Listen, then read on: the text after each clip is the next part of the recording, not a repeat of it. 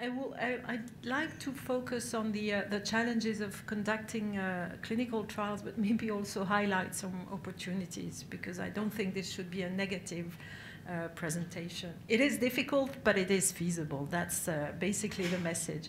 And I'd like to talk about the scientific challenges, some operational challenges, of course, and then some regulatory ethical challenges. So probably things you already know. I'll go quickly. Maybe it will help to give another breathing to the meeting, which has been really superb in science.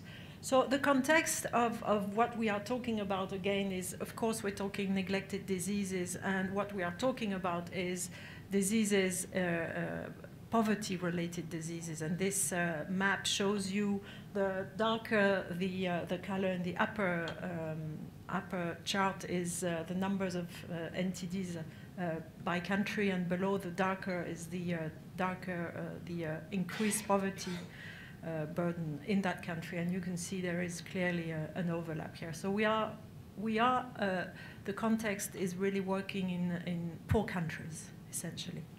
So this morning we heard about the review that DNDi and MSF had conducted about the assessment of what was the portfolio and the outcome of products between until 2002. And what we decided to do is a review of what had come after the start of the initiation of the PDPs and the Bill and Melinda Gates Foundation and other big donors or institutions, including EDCTP, and see how much that had resulted in some changes, as was presented this morning. So we did that. We looked at the past. We looked at what had been produced during that decade, but we also tried to predict what would be coming by looking. One indicator, the one we chose, was to look at clinical trials, and essentially looking at clinical trials from phase 1 to phase 3, which we felt were reflecting some active research, and not beyond that, because that would be trials in looking at phase 4 like trials, so not reflecting what was going to come. So this is the methodology, and we took a snapshot in December of 2011 and just mapped all the clinical trials. And you can see here the results. So we included a number of databases, of course the clinical trials database, but also the WHO registry, which has the individual databases from different countries. Basically, and this is a constant number in that publication, it's around 1% of clinical trials were assessing products aiming at treating neglected diseases. That is very low.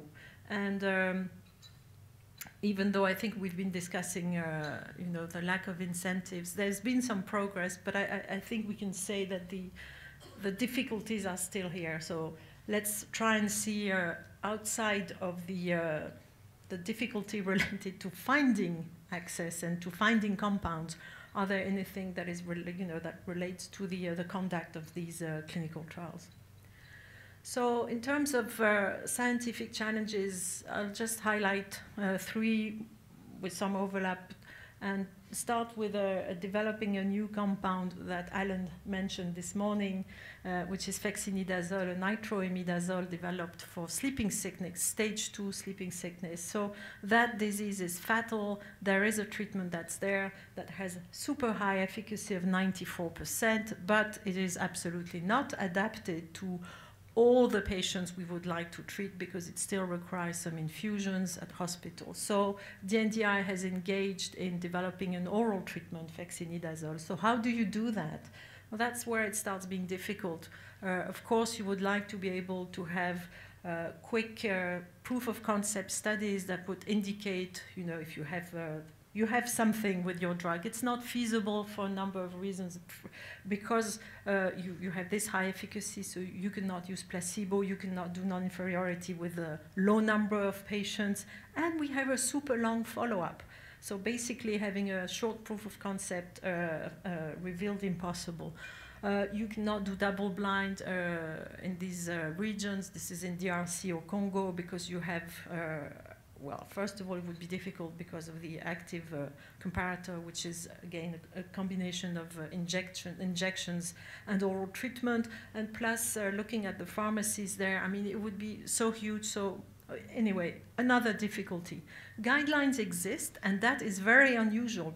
We are very lucky that we have these guidelines from WHO to drive the development. But they have some constraints in these guidelines, as I was saying, 18 months follow-up. The outcome measure is based on the lumbar puncture, and that lumbar puncture has to be repeated at 6 months, at 12 months, and at 18 months. Just imagine you're suffering from a disease, you feel better. Will you come back to get your lumbar puncture, which is painful, no anesthesia, nothing, just to be told, yes, you're right, you're feeling good, you are cured. So it's a very difficult challenge. That being said, for now, there's been little literature, and this is the way we need to go. It's based on direct microscopy in the lab. At the time of the lumbar puncture, you have to move. You have 20 minutes, half an hour from the lumbar puncture to the microscope. So how do you make quality checks of all these things? Not a simple thing. I mentioned the non-inferiorities, and again, the sites which are so far away. And I'll show you something about that later. So what we did was to have, and these are the opportunities on the right side, is we went for scientific advice with a plan of a very solid clinical trial design, non-inferiority, rather high non-inferiority margin, but we explained why, and that was based on some surveys we had done with physicians. We're using a number of ongoing multiple futility analysis to be able to say, too bad, we stop, we are blinded, sites are not blinded. We're trying to secure and have good quality as much as we can, and so far it looks. So far we're conducting this, and this was accepted by the regulators. We're using, of course, we're trying to use an electronic CRF. So again, sounds very simple. Not simple at all to have an electronic CRF when you can do where you can enter data when you're not online, because usually most of the tools require an online system. No online system in the middle of DRC. And last and not least, we're trying to think and to use some new modeling techniques, just modeling based on what has been published. So far, it's not very promising because there's few data, and a model is working well when you can feed it with a lot of data. But anyway, we're trying to do that and see how this will help us in changing a little bit the designs. In visceral leishmaniasis, it's a little different. We still have to do, it's still a fatal disease. Here, I would say that, okay, the follow-up is long as well. It's based on the exam is based on spleen or bone marrow aspirate to check that the patient has the disease. But then there are variabilities in the way people assess the efficacy. Sometimes they do bone marrow, sometimes they do spleen aspirate, because depending on regions, not everybody agrees to use the same technique. Each has its liabilities. You can imagine, again, it's not simple. The follow-up is still, again, as I've said, long. But the key thing, I think, for us is the fact that we have observed, sorry, I'm not sure you can read, some very clear differences in efficacy using the same drugs. This disease is endemic in India, in Bangladesh, in Nepal, and in East Africa and Latin America. And unfortunately, drugs which are very efficacious in India do not show the same level of efficacy in East Africa. And so far, we do not understand very well why. You would say probably you have good PK, you have parasite differences, you have, well, we have a little of each, but we have nothing very clear. So the other thing is that based on that, and based on, there are some experts here who can say how resistance can develop on leash with all the compounds that we have now. So the paradigm is that we should use combinations. So again, testing new NCs in combination is something rather new. There have been guidelines, but I haven't heard of many diseases where this has been done. Of course, it's been done in AIDS, but it's still a very big challenge. And in fact, FDA released a guideline 2 years back to develop treatments for tuberculosis, in fact, in combination, new NCs. So I think we all feel that we need to understand a little more the host immune response, because growing evidence is suggesting that this may play a role in the different responses that regional, patients have in the different regions. We know that there are parasite differences, that has been established, but to what level this is enough to explain everything, we don't know. So we remain with a number of questions, and I'm saying it's an opportunity. I think the opportunity is that we now understand that we can do some more research on the immune response, and that's it's a new opportunity for us to better understand what's happening. So in that sense, it's rather positive. Another challenge which may be shared with other diseases in East Africa is that in East Africa, VL is mostly endemic. 70% of patients are children. So, of course, for malaria, this is not unknown, but it's something to consider when you have to start with a totally new class of treatments. How quickly can you start including children, which will be, of course, usually you wait until you have sufficient adult safety data. I mentioned the combination. The other one, which I think is, personally, is a big one, is how do you consider including female patients who do not have access to contraception and who could be at risk of developing VL, and how can you do that, or just exclude them? Should you just exclude them? So what will be the ultimate outcome of not knowing how a drug behaves pharmacologically and pharmacodynamically in female patients? And it sounds probably bizarre to some of you, but we have been in situations where there were some drugs we could not test because these drugs had to be given with contraception, and so these female patients could not be included. So I think that's another one. Okay, Onchocerciasis was mentioned this morning. This one is a disease where only doxycycline, we're trying to develop a macrophylaricide.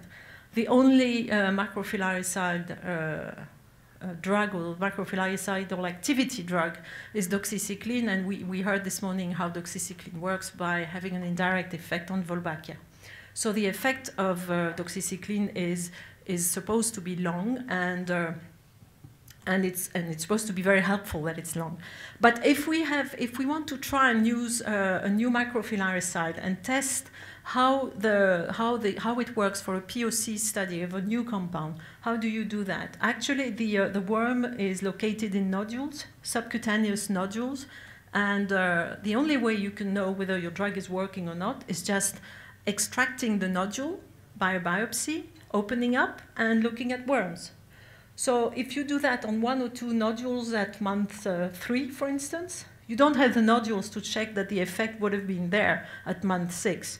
Or you can still look at month 6 if you have other nodules, but you don't really know, So it's a very difficult one. So of course we're looking for a surrogate marker, and I think what is nice is that I think is linked also to the discussion about open knowledge or sharing information.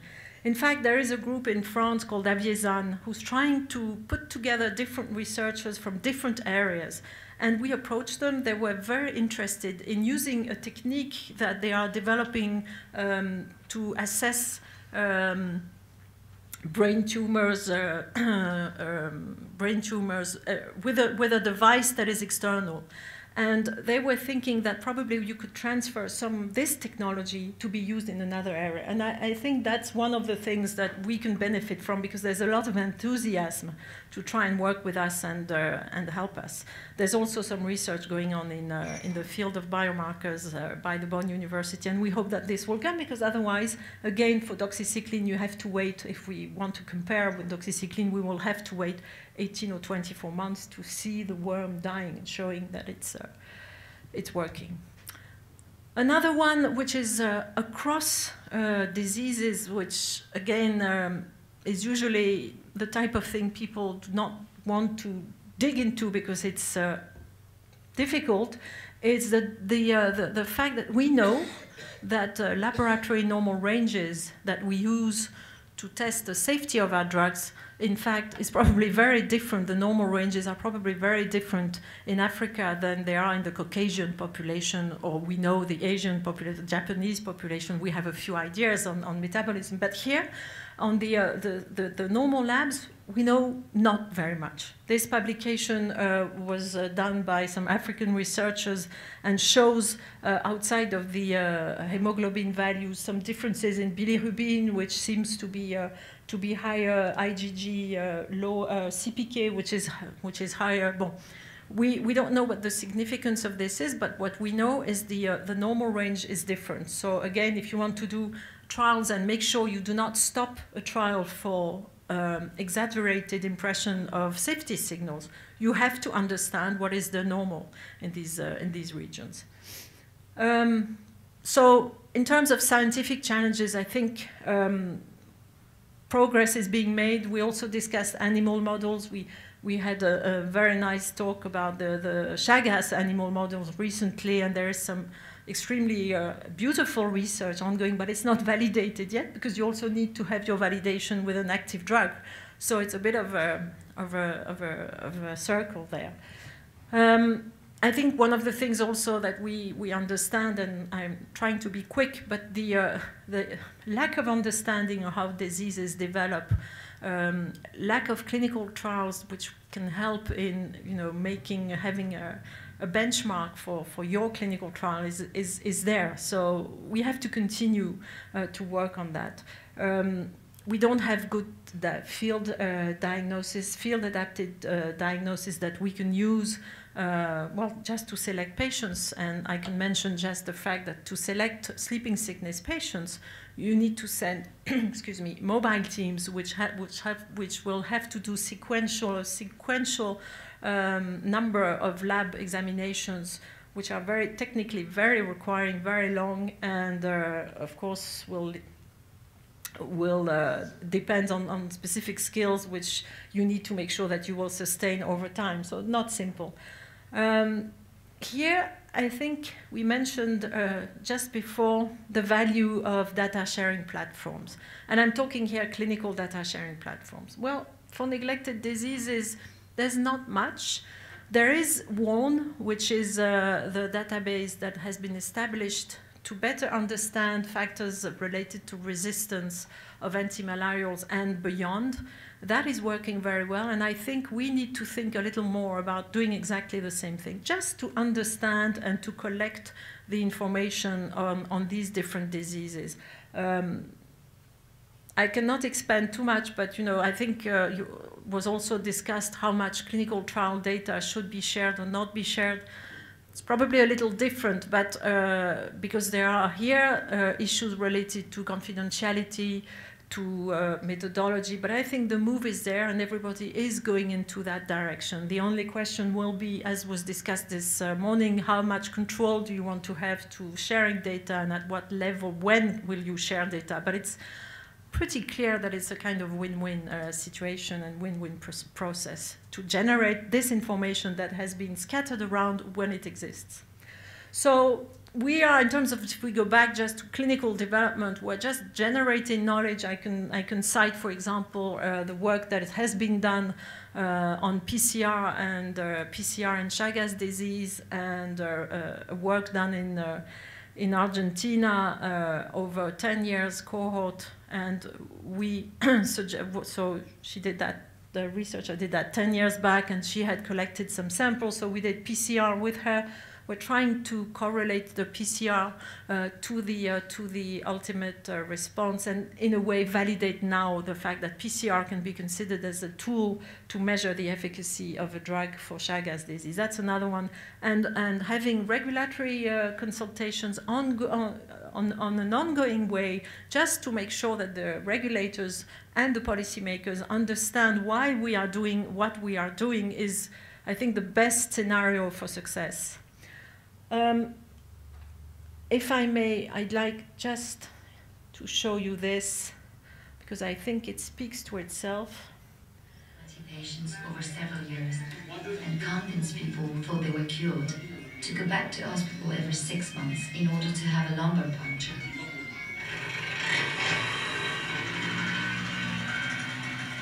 In the Democratic Republic of the Congo, the healthcare teams are looking for patients who move around the forest without leaving an address. People said, there's no way a scientific study can be conducted in a country like the Congo. They said it wouldn't work.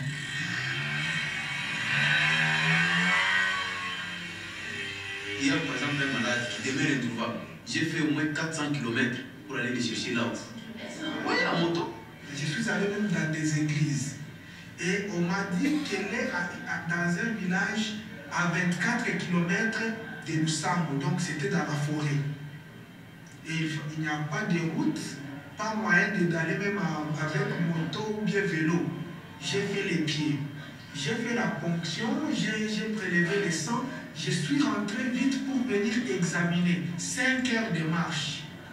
C'est des petites histoires qui montrent comment chaque cas est individuel, mais quand il y a des gens comme vous qui vraiment s'y prennent, voilà, et on réussit. Bon, c'est ce qui était l'essentiel pour l'étude. On faisait cette étude pour montrer que le traitement était efficace, et c'était la seule manière de le prouver. Donc, ouais, chapeau, c'est impressionnant. Okay, and this is of course reality. This is exactly. This was about a study that showed the efficacy of nifurtimoxiflornithine, which was conducted by DNDi, but we're conducting a new study, and this will also happen now, even though we have now the mobile phones which help in capturing, making sure we know where the patients are, but we still need to go and look for the patients. So this is, in terms of the operational challenges, I think this one is self-illustrating, but what DNDi has done is really to use and to build clinical trial platforms where we do a lot of capacity strengthening, but we also do use these platforms to build the TPP, the target product profile, which will ultimately drive the whole activities that we're doing. So no time to detail too much these platforms, but let's say that I think having a regional entity is something that is absolutely crucial to the success of any activities that we have, because you are then connected with the needs, not only in terms of science, but also in terms of understanding. We mentioned again this morning or this afternoon access of the treatments. All of this is discussed at different levels in these platforms. So it is something that we also use to conduct. A lot of training is done all the time in these platforms. So you can see a training on pharmacovigilance. You can see on the top right training on cardiac resuscitation. That was done because when we started with this trial, fexinidazole, we had no idea of what could happen in 5 hours from Kinshasa, and we thought it would be useful just in case something happened. First time we're testing a drug in patients, if they had to use the electroshock. Of course, GCP and PCR training, that was in Cochabamba, but GCP is all over the time. And the GCP training in Haijipur, in Bihar, for a study, an implementation study in VL. And I'll end up with the regulatory challenges, again mentioned in the introduction this morning, so we're sort of closing the day with this. First of all, I'll start with some ethical challenges. I think we know that we are working with vulnerable patients, and we know and we are conscious that some of these patients, by entering in a clinical trial, will get access to a treatment. So I think as long as we know that, it means we know what precautions, and we know that we need to think about precautions so that we're not inducing participation to a trial, and we're trying to find the best equitable way of reimbursing patients when they come, etc., and not making this reimbursement as an inducement, and also making sure that we consider patients who are not entering in a clinical trial, because that we have been told by the field that we had to be very clear on this. Of course, no time, but the informed consent process, if we want it to be informed, we have to consider where we are working, with whom, include the culture there, include the fact that not many of the patients who were entering in clinical trials are literate patients. we have to understand the constraints these patients might be having. So all of this requires careful thinking and contact with the field. In HIV, you know the role of community engagement.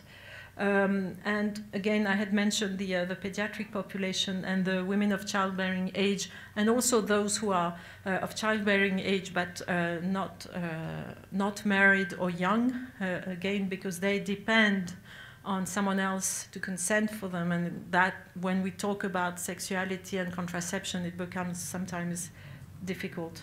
The other last thing related to the conditions where we are in the countries is that there isn't any social security.